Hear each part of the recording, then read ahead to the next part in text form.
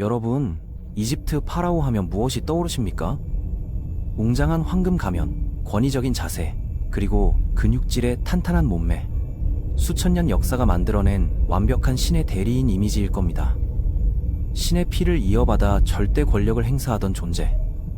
그들은 백성들에게는 법이자 질서였고 외부 세력에게는 두려움의 대상이었습니다.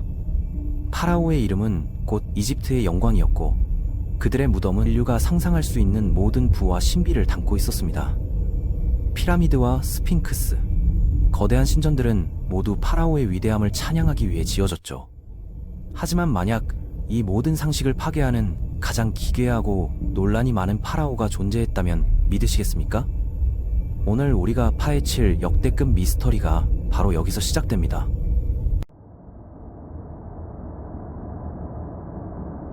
기원전 14세기 이집트 신왕국 시대를 지배했던 아케나톤, 아나텐입니다. 그의 모습은 충격 그 자체입니다. 길고 좁은 타원형의 머리, 툭 튀어나온 턱, 홀쭉하고 가녀린 목, 그리고 여성처럼 불룩한 배와 넓은 골반. 마치 인간이 아닌 외계 생명체를 보는 듯한 충격적인 모습입니다. 이집트의 모든 예술 작품은 파라오를 이상화된 완벽한 신의 모습으로 묘사해야 했습니다. 그런데 아케나톤은 이 모든 전통을 거부하고 자신의 비정상적인 외모를 그대로 조각하고 그림으로 남겼습니다. 이는 이집트 역사상 전무후무한 사건이었고 당시 사람들에게는 신성모독에 가까운 충격이었을 것입니다. 그의 충격은 외모에서 그치지 않았습니다. 그는 즉위와 동시에 이집트의 4000년 역사를 지탱해온 모든 신들을 부정했습니다. 당시 최고신이었던 아문아무를 폐위시키고 스스로 만든 아톤 아텐이라는 유일신만을 섬기라고 선포합니다. 종교, 예술, 정치, 그리고 인간의 인식 자체를 완전히 뒤집어 엎으려 한 것입니다. 이는 고대 이집트 사회의 근간을 흔드는 대변혁이었습니다. 수천 년간 믿어왔던 신들을 하루아침에 부정하고 오직 하나의 신만을 따르라는 것은 오늘날로 치면 모든 사회 시스템을 뿌리부터 뒤흔드는 것과 같았습니다. 역사는 왜 이 가장 논쟁적인 인물을 이단자, 파괴자로 기록하고 그의 흔적을 지우려 했을까요? 그의 기괴한 외모는 유전병이었을까요? 아니면 정말 미지의 존재와의 연결고리였을까요? 오늘 우리는 아케나톤의 외모에 얽힌 세 가지 충격적인 미스터리, 그리고 그가 숨기려 했던 인류 최초 유일신 사상의 충격적인 비밀을 심층적으로 파헤쳐 보겠습니다. 이 이야기는 단순한 역사적 사실을 넘어 인간의 신념과 권력, 그리고 혁명에 대한 깊은 통찰을 제공할 것입니다. 아케나톤의 통치기, 아마르나 시대, 이전의 이집트 예술은 엄격한 규칙과 비율을 따랐습니다. 파라오는 항상 이상화된 근육질의 젊은 모습이어야 했죠. 그들의 얼굴은 신성함을 반영해야 했고 몸은 영원한 활력을 상징해야 했습니다. 하지만 아케나톤은 이 모든 것을 버리고 자신의 현실적인 혹은 병적인 외모를 그대로 조각하게 했습니다. 당시 조각가들에게 파라오의 지시에 따라 그의 모습을 그대로 재현하는 것은 엄청난 도전이었을 것입니다. 왜 그는 자신의 약점을 숨기지 않고 오히려 예술을 통해 과장했을까요? 이 기괴한 외모는 과연 무엇을 의미했을까요? 가장 자극적이고 대중적인 가설은 역시 외계인 설입니다. 그의 긴 두개골은 고대 외계 문명과의 접촉을 주장하는 이들의 주요 근거가 됩니다. 마치 고의적으로 머리 모양을 변형한 것 같다는 것이죠.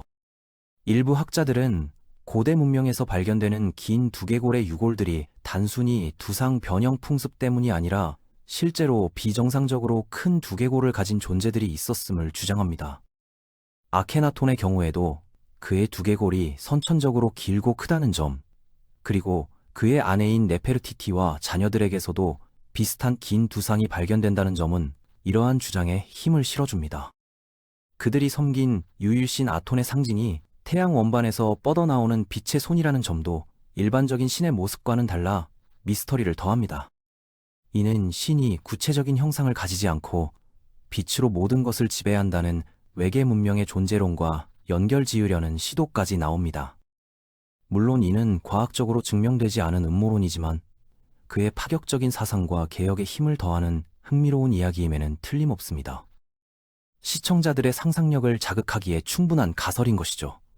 하지만 학계에서는 좀 더 현실적인 가설, 바로 유전병에 주목합니다. 그의 외모를 설명할 수 있는 몇 가지 의학적 가설들이 제시되었습니다. 첫째, 마르판 증후군, 마르판 신드롬입니다. 이 질환은 결합 조직에 이상이 생겨 발생하는 유전병으로 길고 얇은 체형, 긴 손발가락, 척추 이상을 유발합니다. 아케나톤의 가늘고 긴 목과 사지 툭 튀어나온 턱이 이 증후군과 놀랍도록 유사합니다. 이 질환은 또한 심혈관계 합병증이나 시력 문제 등 다양한 건강 문제를 동반하기도 합니다. 둘째, 프레리이 증후군 혹은 아로마타제 과다 증후군입니다.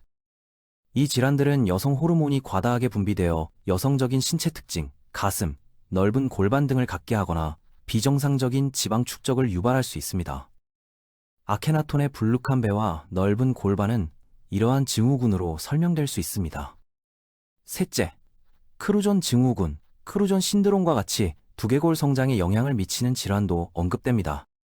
이 질환은 두개골 봉합선 조기 유압으로 인해 머리 모양이 비정상적으로 변형되는 것을 특징으로 합니다. 이러한 의학적 가설들은 아케나톤이 신이 아닌 고통받는 인간이었을 가능성을 높입니다. 그는 유전병으로 인해 육체적인 고통을 겪었을 수 있으며 그의 짧은 재위 기간 약 17년과 30대 초반의 요절 또한 이러한 건강 문제와 무관하지 않을 것입니다. 그는 병으로 고통받는 자신의 모습을 신화적, 상징적으로 표현하려 했을 수 있습니다. 완벽한 신이 아닌 고통받는 인간의 모습을 가진 왕을 통해 인간으로서의 파라오라는 혁명적인 개념을 도입하려 했던 것입니다. 이집트 역사상 최초로 개인적 감정이 담긴 왕의 모습을 예술로 승화시킨 것입니다. 그는 자신의 비정상적인 외모를 통해 인간의 본질적인 나약함과 유한함을 드러내고 이를 초월하는 새로운 신성, 유일신 아톤을 설파하려 했을지도 모릅니다. 아케나톤의 여성적인 특징은 그의 아내인 네페르티티와 깊은 연관이 있습니다. 그들은 함께 유일신 아톤을 섬겼으며 공식 석상에서 남녀의 경계가 모호한 복장과 포즈를 취했습니다. 이집트의 예술 작품에서 네페르티티는 아케나톤과 동등한 존재로 묘사되었고 심지어 일부 조각상에서는 그녀 또한 아케나톨처럼 길쭉한 머리와 여성적인 특징이 강조되어 나타납니다. 이는 유일신 아톤이 창조와 생명을 포괄하는 남성성과 여성성의 합일체임을 상징적으로 보여주려 한 것으로 해석됩니다. 즉, 아케나톤의 외모는 단순히 질병의 결과가 아니라 그가 추구했던 새로운 종교적 메시지를 전달하는 하나의 강력한 도구이자 상징이었던 것입니다. 그는 자신의 육체를 통해 기존의 신성 개념을 전복시키고 새로운 질서를 창조하려 했던 것입니다. 아케나톤의 종교 개혁은 단순한 믿음의 변화가 아니었습니다. 당시 이집트의 국교는 수많은 신, 다신교를 섬기는 것이었고 특히 아문아무, 신의 사제단은 엄청난 토지와 재산을 소유하며 파라오의 권위를 위협할 정도로 막강한 권력을 가지고 있었습니다. 이들은 사실상 이집트의 정치와 경제를 좌지우지하며 파라오조차 함부로 할 수 없는 강력한 기득권 세력이었습니다. 아케나톤은 이들의 정치적, 경제적 권력을 해체하고 왕권의 모든 권력을 집중시키기 위해 종교라는 가장 근본적인 수단을 택한 것입니다. 아케나톤은 즉위 5년 만에 수도를 테베에서 아케타톤, 아마르나으로 옮기고 이전의 모든 신들을 부정했습니다. 그리고 태양 원반의 신인 아톤, 아텐만을 섬기겠다고 선포합니다. 아톤의 상징은 다른 신들처럼 구체적인 인간이나 동물의 형태를 갖지 않았습니다. 오직 태양 원반 그 자체였습니다. 태양 원반에서 뻗어나오는 수많은 광선들이 손처럼 모든 생명체를 감싸는 모습으로 묘사되었습니다. 이는 아톤이 특정한 지역이나 기능을 담당하는 신이 아니라 온 우주에 존재하는 모든 생명의 근원임을 상징했습니다. 이는 이집트 역사상 최초로 추상적인 일원론 사상을 도입한 사건이며 후대의 유일신 종교에 영향을 미쳤다는 주장도 제기됩니다. 그는 자신의 이름을 아멘호테프, 아문신은 만족한다에서 아케나톤, 아톤에게 봉사하는 자으로 개명하고 모든 신전을 폐쇄하며 신들의 이름을 새긴 기록들은 철저하게 긁어내거나 파괴하도록 명령했습니다. 이는 단순한 종교 개혁을 넘어 이집트의 정치적, 문화적, 정신적 기반을 송두리째 뒤흔드는 대격변이었습니다. 아케나톤은 기존의 종교적 권력 중심지였던 테베를 버리고 사막 한가운데에 새로운 수도 아케타톤, 아톤의 지평선을 건설했습니다. 이 도시는 오직 아톤만을 위한 도시였습니다. 신전 역시 지붕이 없이 태양빛 아톤이 직접 내리쬐는 개방형 구조였습니다. 이는 사제들의 그늘과 비밀을 거부하고 모두에게 평등하게 빛을 비추는 아톤의 특징을 반영한 것입니다.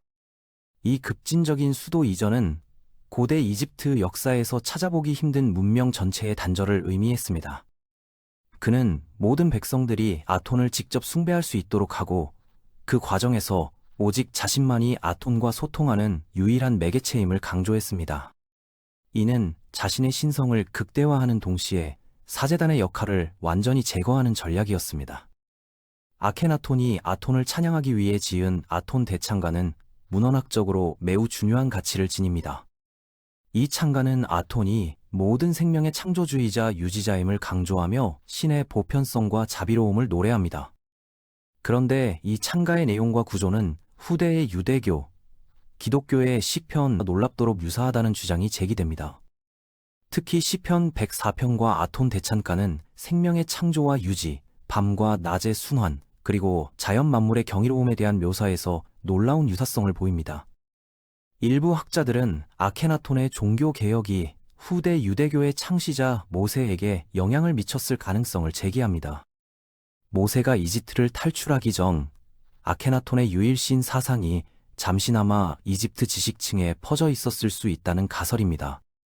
아케나톤의 사상이 인류 최초의 유일신 종교에 직접적인 영감을 주었을 수도 있다는 참으로 충격적인 주장인 것이죠. 아케나톤의 개혁은 결국 내부의 강력한 반발에 직면했습니다. 권력을 잃은 아문 사제단은 복수의 칼날을 갈았고 수천 년간 믿어왔던 신들을 하루아침에 버리라는 명령은 백성들에게 큰 혼란과 고통을 안겨주었습니다.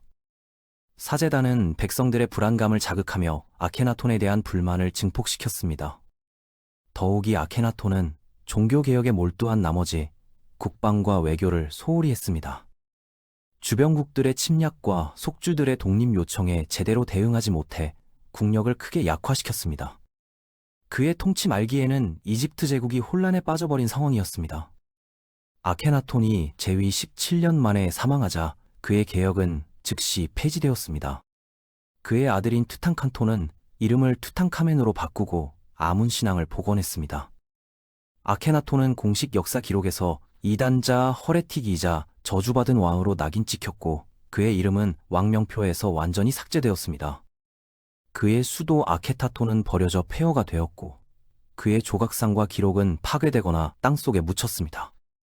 이집트 역사상 가장 철저하고 의도적인 역사 지우기 행해진 것입니다. 그의 이름은 약 3000년 동안 역사의 심연 속에 갇혀 있었습니다. 아케나톤의 미스터리는 투탕카멘의 무덤 발견으로 재조명됩니다. 투탕카멘은 겨우 10대 후반에 요절했으며 DNA 분석 결과 아케나톤의 친아들임이 밝혀졌습니다. 투탕카멘의 부모는 남매 사이였습니다. 이는 아케나톤의 왕가에서 왕족의 순수성을 지키기 위해 행해졌던 근친혼의 결과였습니다. 투탕카멘의 무덤에서 발견된 수많은 지팡이와 약물은 그가 선천적으로 병약하고 고통스러운 삶을 살았음을 보여줍니다. 그는 구순구개열, 척추측만증, 복합 말라리아 등 다양한 질병을 앓았고 다리를 절었으며 지팡이 없이는 걷기 힘들었습니다. 이는 아케나톤에게서 발현된 것으로 추정되는 유전적 취약성이 그의 아들에게까지 비극적으로 이어졌음을 의미합니다. 아케나톤의 충격적인 외모가 단순한 예술적 표현이 아니라 실제 육체적 고통의 반영이었을 수 있다는 강력한 증거가 되는 것이죠. 역사에서 지워졌던 아케나톤의 존재는 19세기 말 그의 수도였던 아마르나 지역에서 발견된 아마르나 문서를 통해 재발견되었습니다. 이 문서들은 당시 이집트가 외교적으로 얼마나 무능했고 파라오가 국내 종교 문제에만 몰두했는지를 적나라하게 보여주었습니다. 이후 그의 무덤으로 추정되는 곳이 발견되며 그의 혁명과 비극적인 삶이 세상에 알려지기 시작했습니다. 수천 년의 침묵을 깨고 아케나톤은 다시 역사의 전면에 등장한 것입니다. 현대 역사가들은 아케나톤을 단순히 광신적인 폭군으로 보지 않습니다. 그는 시대를 최소 1000년 이상 앞서간 혁명가이자 천재로 재평가됩니다. 그는 인류 역사상 가장 초기에 추상적이고 보편적인 하나의 신개념을 확립하려 시도했습니다. 또한 그는 신의 대리인이 아닌 개인의 고통과 가족의 사랑을 예술로 표현하려 했던 파하오였습니다. 그의 치세에 만들어진 아마르나 예술은 형식주의를 벗어나 인물의 내면과 움직임을 생생하게 포착했습니다. 왕과 왕비가 아이들과 함께 놀거나 입맞춤하는 등 가족의 일상을 묘사한 조각들은 당시의 경직된 예술에서는 상상도 할 수 없는 혁신이었습니다. 그는 자신의 비극적인 외모까지도 예술로 승화시키려 했던 것입니다. 하지만 그의 실패는 우리에게 중요한 질문을 던집니다. 그의 종교개혁이 순수한 믿음 때문이었는지, 아니면 오직 왕권 강화를 위한 정치적 수단이었는지, 그리고 아무리 위대한 사상이라도 대중의 이해와 공감 없이 너무 빠르게 강요될 때 결국 실패할 수밖에 없다는 역사적 교훈을 남겼습니다. 급진적인 개혁은 항상 강력한 반발에 부딪히며 특히 인간의 근본적인 믿음을 건드리는 혁명은 더욱 그렇습니다. 아이러니하게도 아케나톤이 파괴하려 했던 다신교는 곧 부활했지만 그가 창조하려 했던 유일신 사상의 정신은 역사 속에서 사라지지 않고 후대 유대교와 기독교 사상에 알게 모르게 영향을 미쳤습니다. 그의 이름은 지워졌지만 그의 사상은 인류의 역사를 영원히 바꾸어 놓은 것입니다. 그는 인간의 신앙과 권력, 예술의 경계를 시험했던 역사상 가장 기이하고 위대한 실험가였습니다. 그의 이야기는 지금도 미스터리로 남아 인류에게 수많은 질문을 던지고 있습니다. 여러분은 아케나톤을 어떻게 평가하십니까? 외계인의 후손입니까? 아니면 시대를 앞서간 고독한 천재였습니까? 댓글로 여러분의 생각을 남겨주세요. 여러분의 통찰력 있는 의견이 이 미스터리를 더욱 풍성하게 만들 것입니다. 다음 영상도 기대해주세요. 구독과 좋아요 부탁드립니다.